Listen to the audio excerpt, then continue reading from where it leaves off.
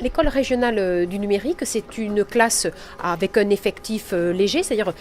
15 stagiaires qui apprennent toutes les techniques du numérique pour pouvoir en faire leur métier. Nous avons lancé cette initiative dès mon élection et nous avons eu sur l'année 2016, qui est la première année, un excellent taux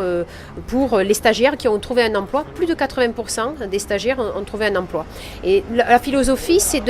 d'amener la formation au plus près des habitants, de ceux qui veulent se former au numérique. C'est pourquoi nous avons ici une école régionale du numérique à Auch, en partenariat avec l'agglomération du Grand Auch, pour permettre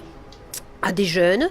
ou également à des salariés qui sont en reconversion de pouvoir s'inscrire dans ces métiers du numérique où il y a vraiment un fort besoin.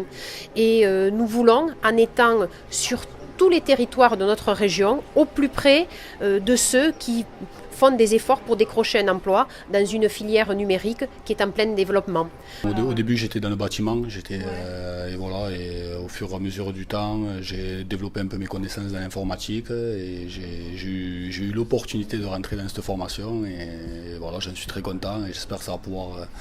débloquer un peu ma situation de toute la vie au lieu de rester dans le bâtiment,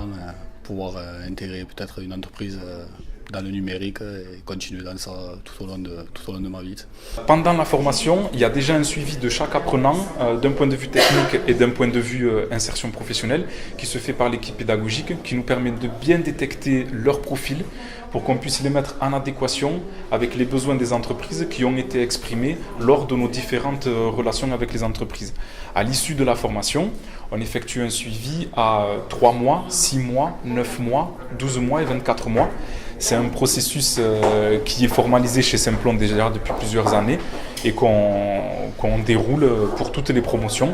Donc on a des contacts réguliers avec tous les apprenants pour savoir où ils en sont. Et s'ils rencontrent des difficultés, on peut soit leur faire un coaching individuel pour leur permettre de combler la marge de progression qui leur manque, soit les orienter vers d'autres organismes qui pourront les accompagner suivant leurs problématiques ou leurs difficultés.